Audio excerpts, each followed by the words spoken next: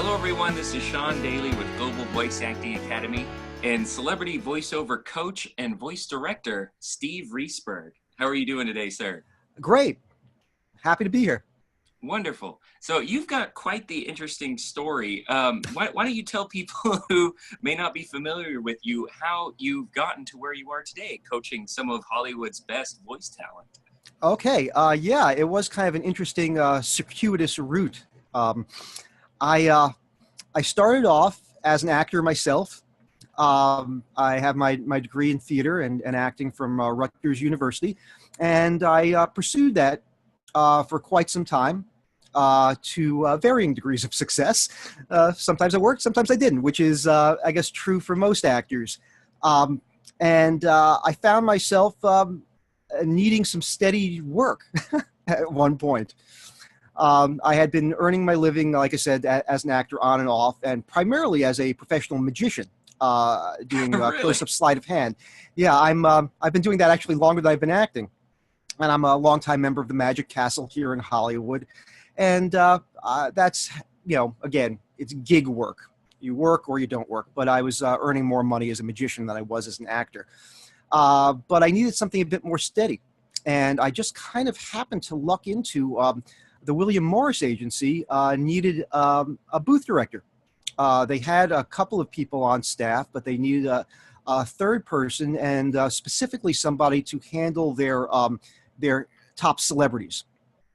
So I had been doing some acting coaching and voiceover coaching on the side at that point, but I didn't have a steady gig. I went in and was able to convince them that I was the guy, and kind of got thrown into the deep end, as they say.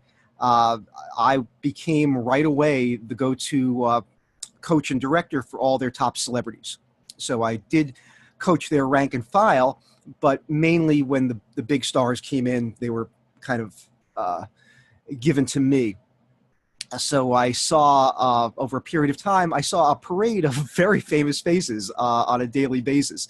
And it was pretty intensive work.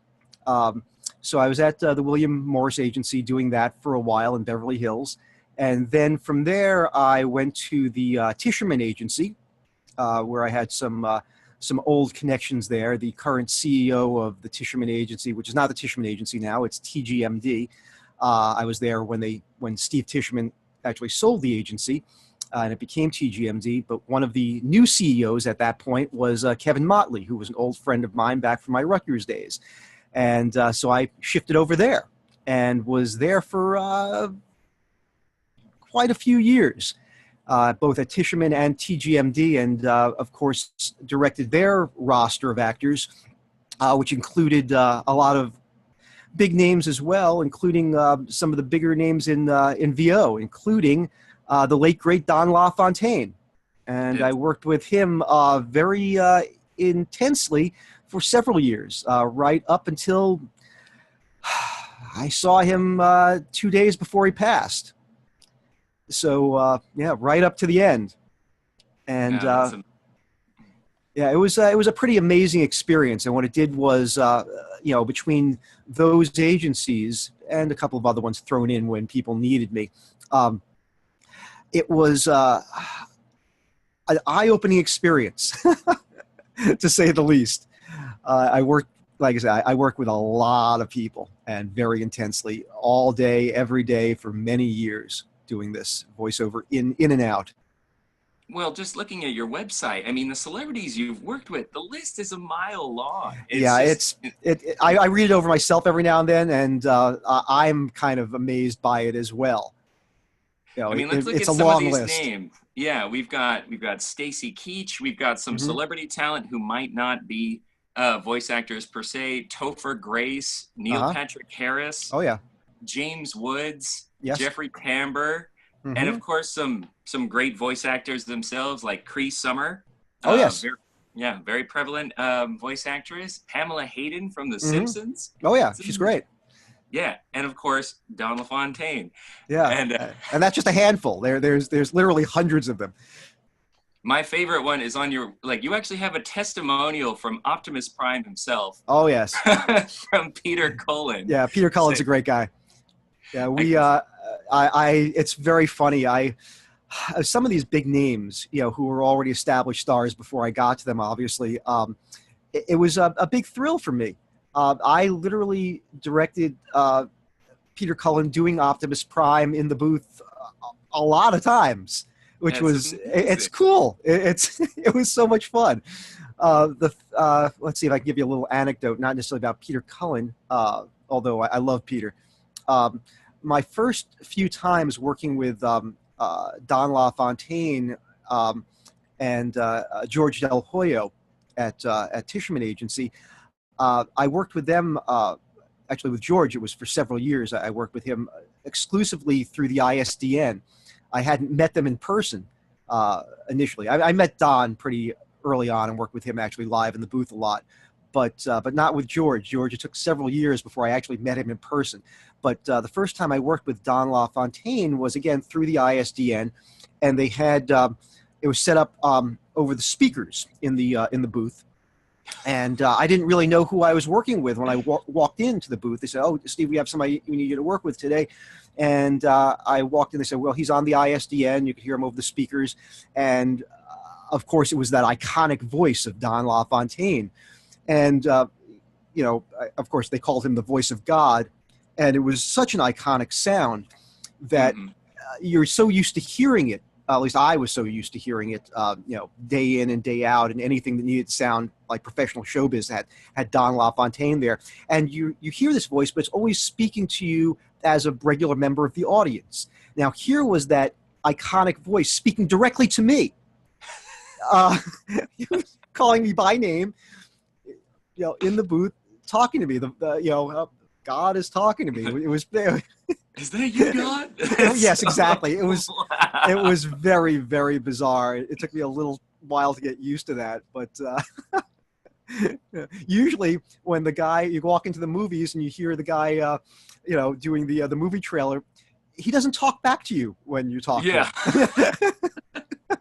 Well, I'm just amazed because you have such a down-to-earth personality about it. I mean, I would be completely starstruck working with some of these people. You know what I found, especially working with so many celebrities? It's not like that was my first taste of celebrities. I've been in the business for a long time before I got to that point, and I didn't see as many celebrities on a day-to-day basis, but I worked with a lot of famous people before that. And what I really saw was, which when you're in the business, is that people are people. Just because they happen to have a job that puts them in the public eye or makes them famous doesn't mean they're not human beings with the same fears and desires that the rest of us have. What was interesting to me was, especially when I was working with so many celebrities on a daily basis, sometimes they'd be lined up to get into work with me. There'd be a few celebrities stacked up before they got to me. And people would walk into the booth, and because it was this constant parade of famous faces, it was interesting to see who was a fan of who. And, somebody that was legitimately a big star, who had, maybe iconic in some sense, would walk in and say to me, "Steve, do you know who's waiting out there? Do you know who I just saw outside?" So what I found was everybody has somebody that they look up to. Everybody has somebody that they're a fan of. And it was interesting to see how people became, somebody would be legitimately a big star and have other people react to them in that way, but they would get all giddy that they were meeting so-and-so that was outside the door. Everybody's a fan of somebody, and everybody has a hero. And it was fun to see. I can imagine, yeah, the stars being starstruck. That is too cool. Yeah, really, it happened on a daily basis. It was very, very funny, and some people would get very flustered.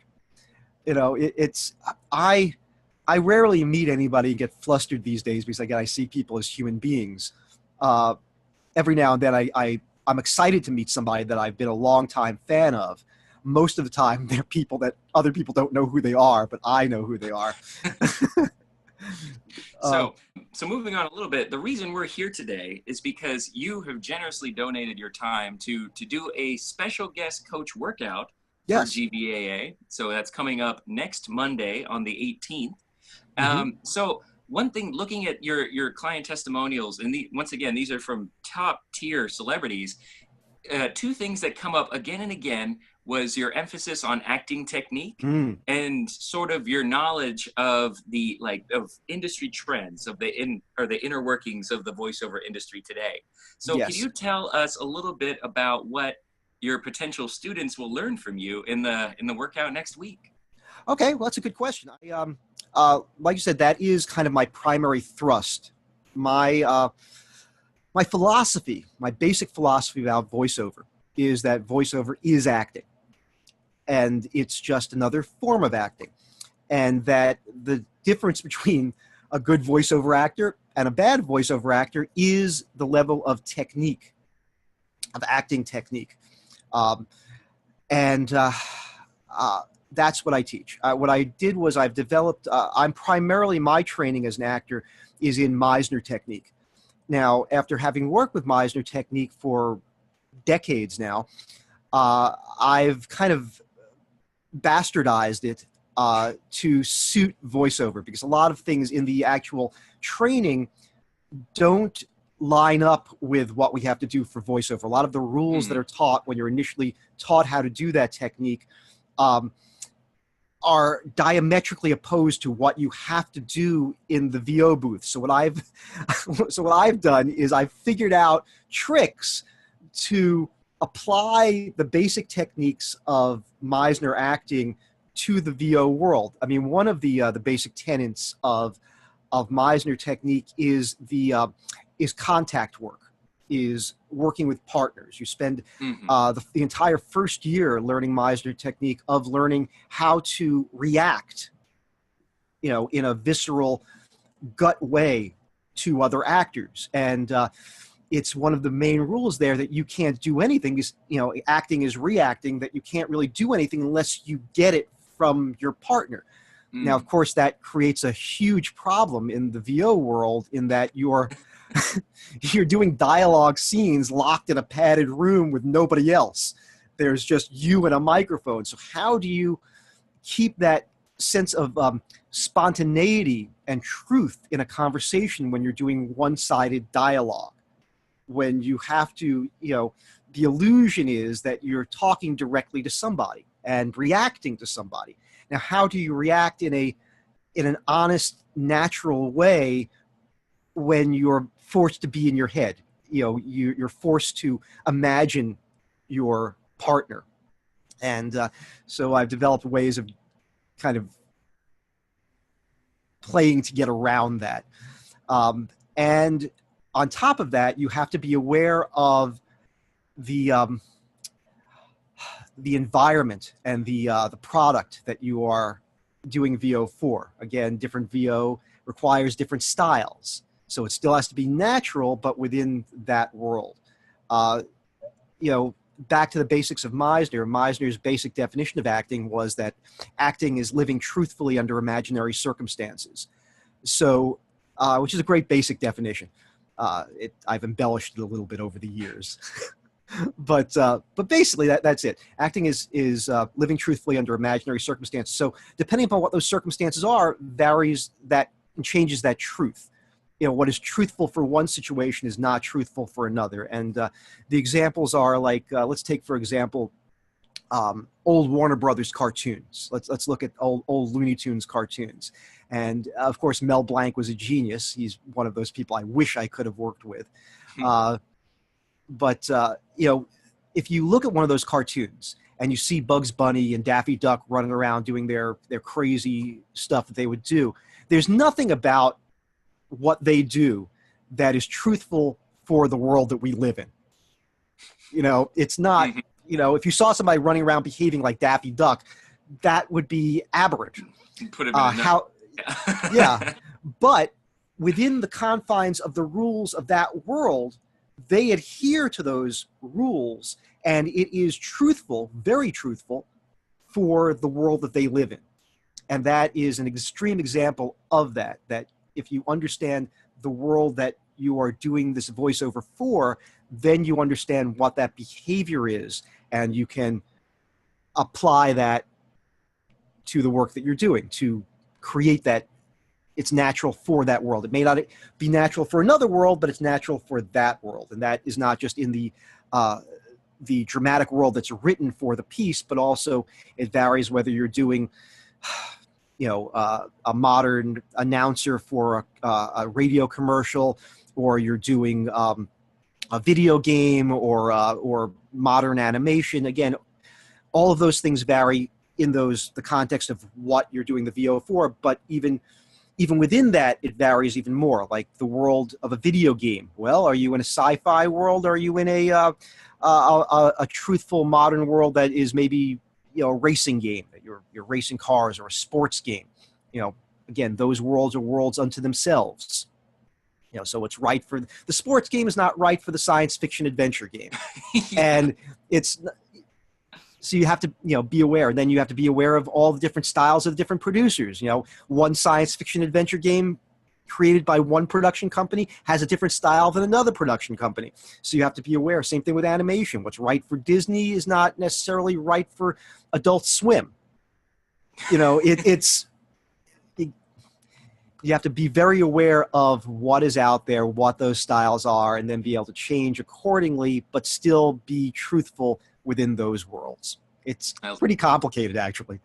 You got to be really. It sounds so simple when you say it, and you're like, "Oh yes, awareness of the environment and the people I'm working for." But you'd be amazed. Like, I'm sure you see it all the time, working with actors of all different experiences. Just the light bulbs going off. Like, oh yeah, yeah. It's really interesting when you say something simple to somebody as a direction, and you can watch the light bulb go off in their head. What I found also is that. Which I thought was kind of interesting, is that everybody needs direction. Is that across the board, no matter what level of expertise somebody has or how much experience they have doing this, they still need that third, person point of view, that other person that's looking in and can guide them. And they look for it, and they it helps. You'd be surprised how many pros forget the basics.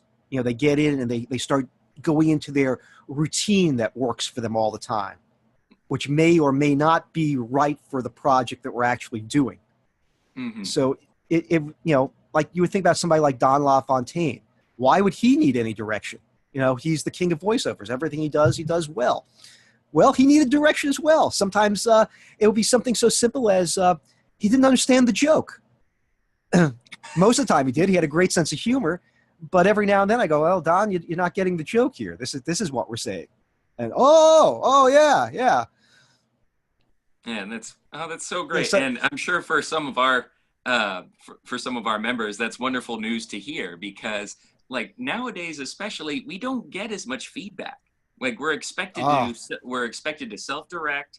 Mm-hmm. We, like you were saying before, with your Meissner explanation, we rarely get to work with others, whether it be actors or directors. So it's really important to sort of build the expectation, like to actually work with the director, see what they do, and hopefully be able to apply those same strategies when you're working with your by yourself or with a different director. Exactly. Voiceover has become, especially for the average voiceover actor, the audition process has become much more difficult. They have most of the big agencies, how like I said, I was the booth director for these big agencies here in Los Angeles. Well, a lot of the agencies have faded that out. They no longer have in-house booth directors because, again, it's time and money and scheduling, and it becomes logistically difficult to do. And it's much easier for an agent to say, "Well, you have an audition, just send it in.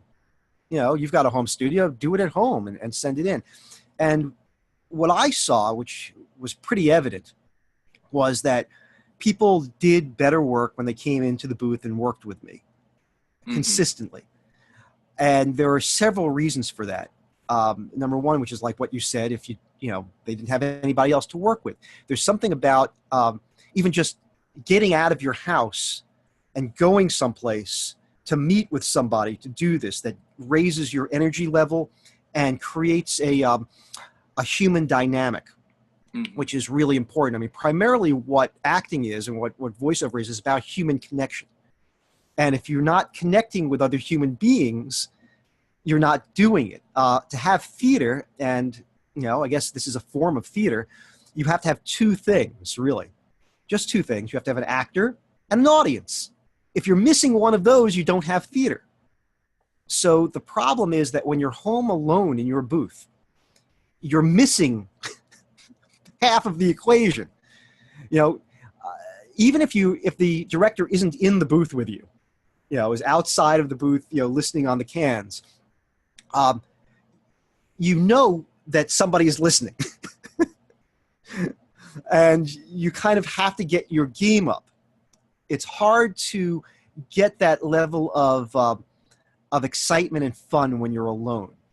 What I saw over the period of years that I was, directing in the agencies also, when I started doing that, we used to do a lot of group reads as well. The casting directors would ask to have, pairs of actors or 3 or 4 people sometimes at a time in the booth at once, depending upon the script. And that was always, sometimes it was hard to corral people, but it was always fun. And the actors always did better work in those situations simply because there were other actors to work with. Not only do you get to work off of somebody, but then another game came into play where everybody had to impress each other. So everybody was at the top of their game, right? You don't know who you're being called in to work with. You could be called in to work with some big star or something like that. So you've got to get your game up. You want to be on the same level with them. So everybody's very keyed in, everybody's sharp, and everybody's funny, and everybody's, listening to each other, and the acting work goes up, and then and everybody has a good time. Everybody leaves, with a smile on their face. The casting directors started phasing that out over the years, and it sort of makes logistical sense when you think about what their job is and how they have to go through these files. It's hard for them in their mind to separate, there's 3 actors here. We like the actor playing the part of Joe, but we didn't like the actor playing the part of Sam. Do you remember who was who, which was which? How did I put that in the file? It's a lot to remember. And think about it. What they're doing is they're going through hundreds of these auditions. How do you remember what you listen to? And they're usually doing it very quickly. So it's easier just to have all the guys playing Joe over here, all the guys playing Sam over here. We listen, we separate them out, and we slowly whittle it down to our favorites. It's just easier to put them in a folder here and a folder there and separate them all. And unfortunately, the auditions are not as good. So what you have to learn is, as you were pointing out, and what I primarily try to teach is self-direction. How to figure these things out on your own, how to create the illusion for yourself of working with other people when you're working alone. How to, raise your level and get your excitement level up and still make human contact. And again, I have some tricks to do that. Very cool. I'm getting excited just talking about it. But so for our lucky participants who get to register for the workout, what do you want them to do to prepare? Because I know you've worked in all different genres of voice acting. What kind of script should we look at? Should they prepare their own, or do you have a few that you'd like to give us? Well, that's difficult to say. Usually when I hand out scripts, and if I work with somebody one-on-one, what I do is initially, even before we've started work, I will talk to them and get a sense of their type, and then I'm able to go through my files of scripts and cast them, find things that are right for them, things that they could actually play, and then give them those scripts. Obviously, if I've never met somebody or talked to them or heard their voice, I have no idea what to assign to them. I would say that if people want to, it's probably better for them to bring their own scripts because they know their type. Mm-hmm. And they know what they want to work on. Now, I would suggest working on things they're not very good at. Sometimes people come in, they do things, they kind of want to show off for everybody, and they know they're really good at something. Like, hey, I can really do this script really well. It's my type. This the type of thing I'm comfortable with, and they will do that in a workshop environment just to kind of show the rest of the actors that, oh, hey, aren't I good? Look how good I am. But you don't really learn anything that way. Mm-hmm. You kind of learn by making mistakes and being told what you're doing is not right. So it's better for an actor to bring something to me that they're not as comfortable with, and then provided it's still something they could do, that's their type. I don't want you. You're still limited. Mm-hmm. I'm going off on tangents here, but the thing I love about voiceover is that ideally, if you can sound like whatever it is you're supposed to sound like, you should be able to play it. You're not constrained by your physical type as much as you are on camera or on stage. That being said, they still typecast. And, your natural voice sound, a casting director will still pigeonhole you. You sound like what you sound like. We have decided immediately what type that is, and that's how we're going to initially see you for the casting. You could be the man of 1,000 voices, but that confuses agents and casting directors. They want to hear your basic type initially, and then we could see what sort of variety you have. So you want to know that. You want to know your type coming in and find scripts for yourself that are things that you could actually do, but may be a little bit out of your comfort zone. They're still your type, but things that you're not finding as easy to do. I don't want you to going off the rails. Now, what will happen sometimes, and I've seen this happen, is somebody can be the man of 1,000 voices or the woman of 1,000 voices, and there's a specific spec given on whatever it is that we're casting, and the agent knows that this person isn't physically that type, but can really nail the voice. So we lay down the audition, and this person does a fantastic audition with that voice. Then they get the job. Woohoo! Fantastic. They get hired. And then the day comes where they have to go down to the studio and meet the producers and actually lay it down. And they see that, wait a second, you don't look anything like what we thought we were hiring. And so, well, no, it's me. I'm that person. And I know this is going to sound odd, but there have been times that people have been sent home, even though vocally they were the right person for it. They weren't exactly the physical type. Mm-hmm. Without going into, it's bizarre. And then they, of course, that person has already been hired, so they would have to get their session fee for the day. They're not going to get the residuals, but they'll get their session fee. And then they get somebody else that maybe isn't as good, but fits the type. It's very, very weird. It hasn't happened a lot, but I've certainly seen this happen. Mm-hmm. I know one of my favorite voice actors, James Arnold Taylor, has that exact story, because he was like, he's a pretty small guy, like maybe like 5'4", 120 pounds, but he's got this deep, booming promo voice and he's been Fred Flintstone before.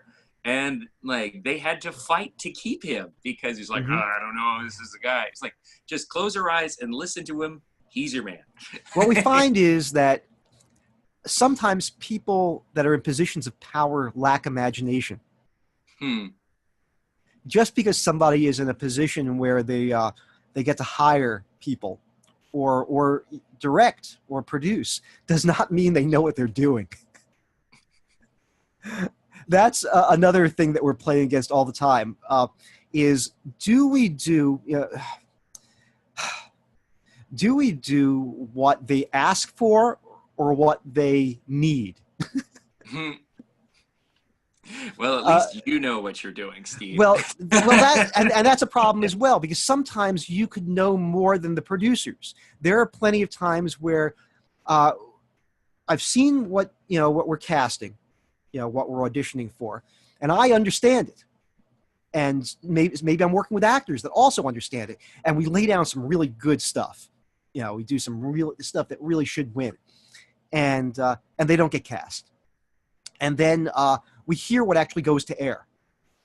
And what went to air is absolutely awful. It's not right. And it's, again, it's all a matter of opinion, but sometimes something's right or something's wrong. And I've heard things go to the air a lot of times that are just wrong. They didn't understand what they were talking about. They didn't understand the joke. They didn't understand the theme of the piece. And yet this actually got to air. So it went through a number of different checkpoints. And nobody knew along that line. The actor didn't understand it. Or maybe the actor did understand it, but they were directed wrong. Mm-hmm. So the director and the producer, somebody along that line that had a final say didn't understand. And yet they were in a position of power. So what we have to do is we have to kind of balance this situation out of do we give them what they expect? Do we give them what they asked for? Do we give them really what we think artistically is right? And again, it's a balance. We want to get cast, so you can't go that far outside of the box of what they want. But you don't want to give them cliches. You don't want to give them, you don't want to give them something that's just bad.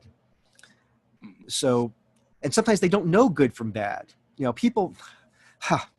The problem is that I love watching you get so flustered about this. The problem is most people can't tell good acting from bad acting, even if they're in the business, mm-hmm.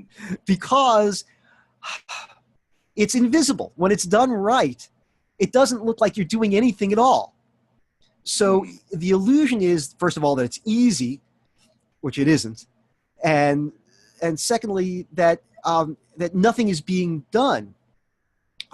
It's weird. People just can't tell the difference. So sometimes if somebody is, the old rule of thumb is, if I can see you acting, you're not really acting. And that doesn't work for some people. Some people think that it has to look like acting mm-hmm. in order for it to be right. Or in the voiceover side, it has to sound like voiceover in order for it to be right. But again, if it sounds like voiceover, it's a style. It's not truthful behavior. Now that style may work for some things, like if we have a sports announcer or a radio DJ style. That's a style. That's a conceit. And in order for it to be right, it has to sound. Or promo is that way. Promo is stylistic. Promo. Nobody says the words that we say in promo in real life. Introducing. Right. And they never say it in that way. It's more musical. Promo is like a song almost. It needs to have a certain rhythm and a certain tonality that is style-based. And the problem with that is that we've become so used to that style as an audience that if you hear something that isn't in that style, it seems aberrant, it seems wrong, even though it may be truthful behavior. So again, you have to adhere, in those cases, you have to adhere to that style in order to get that job and to do it correctly so that it doesn't sound out of tune. But it's not truthful behavior. So again, you have to know, back to know the world, the genre that you're working in, and gear what you're doing to that. So at times that happens. Even, it's funny, you look back at old movies, and you can watch over periods of time the style of acting changing. Now, if you look at a movie that was done, maybe it was critically lauded in the 1950s, and they're supposed to have some groundbreaking acting, and there's Oscar-winning performances in those movies. And we look at it now and go, well, that's odd. This person that won this Oscar for this movie, I don't see anybody behaving like that in real life. At the time, it seemed natural, but it's not natural anymore. And actually, we're going to run into that now. The things that seem natural to us right now in movies that seem like they have great acting now, we'll look back at those in 30 years, and we'll go, what were we thinking? That's, look at 80 movies now. You're already doing it seemed natural at the time, and now it seems dated. And voiceover is that way as well. I mean, even Don LaFontaine, you say that about me. He's the guy that's credited with creating the modern movie trailer. He literally created the trailers. and then created the voiceover to go with the trailers, and did that for a solid 20 years, 25 years. He was doing that, and everybody took it for granted that that's what a movie trailer was. And he even said toward the end of his life, he said, yeah, I did this, and that's what people think of as trailers. And that will last for maybe a couple of years after I'm gone. And then something else will take its place. And then you'll look back at what I did years from now, and it will seem odd. And I think that's already happened, because now what we found is that movie trailer voices have faded away. There aren't that many trailer voices being done. Most movie trailers don't have a voiceover now. It's almost all visual now, yeah. It's mainly visuals. And you don't need somebody telling you in a world where such and such. It's all done by visuals, and that's how a movie trailer is done now. And maybe voiceover will come back to it eventually as styles change. My gut tells me that that's not going to happen. That it's a style that now is a style from the past. It was a great thing, but it's over. You have to do, my point was before, I think that in order to have, aside from having good acting technique and knowing how to apply that to voiceover, a voiceover actor today has to be aware of the business and has to be aware of the product that's out there, who is producing what product, and what style is necessary to get the job for that producer and that product. That just because it's good to have an area of expertise and something that you are really know what you're good at, but you have to know where that's being sold. And and where that fits in. I think that's so important now, because especially for newer talent getting into this, their focus is so narrow. And that's it's not necessarily their fault. It's more out of ignorance than anything, like just an unawareness of all of the moving parts. And so I love that you're kind of removing the blinders and getting people to think beyond the text, beyond like just that script in front of them, and considering all of the other elements, the other actors, the director, the audience, the genre, and the industry itself. Well, there's really, again, there's two different aspects to the whole thing. There is the art aspect of it, which is, about the acting. And then there is the business aspect of it, which is getting the work and the realities of the working situation. And you have to blend the two of those together. If you have one without the other, it's not going to work. And sometimes people will focus just on one without the other. I mean, when I was in acting school, we focused on acting. We were all artists, we were all actors, and they didn't really give us much at the time of any sort of business preparation of what the real world of the business of acting was like. We got like maybe 2 or 3 weeks toward the end of our training with some supposed expert that they brought in who actually told us stuff that had nothing to do with anything. I found out that it was just lies. Things they told us were completely wrong about the business. And it really put us at a disadvantage at the time of, we're ready to act. We know how to act, but we have no idea how to get a job or what to do when we're on set. What are the protocols? How do we behave like we're supposed to be here? Yeah, I can act, but who are all these people on set? What do they all do? Who do I need to talk to? Well, where do I go on my first day? What, how do I get an agent? How do I deal with a casting director? All that stuff is important. Very important. Actually, in a sense, many times more important than the acting itself. Well, thank you for redirecting our focus on that. So once again, we are here with the amazing and talented voice coach, voice director, magician inside the booth and out, Steve Reisberg. So thanks again so much for being with us here today, Steve. Oh, it was my pleasure. I can't wait to see everybody at the workout next week. That's right. So once again, Steven's workout is going to be on September 18th 9:30 a.m. to 11 o'clock Pacific time. So that'll be 12:30 p.m. to about 2 o'clock Eastern time as well.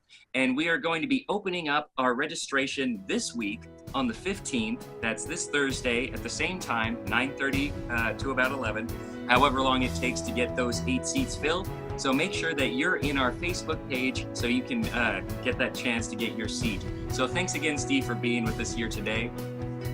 My pleasure. Awesome. So I'm Sean Daly with the Global Voice Acting Academy, and I hope you all have a wonderful day.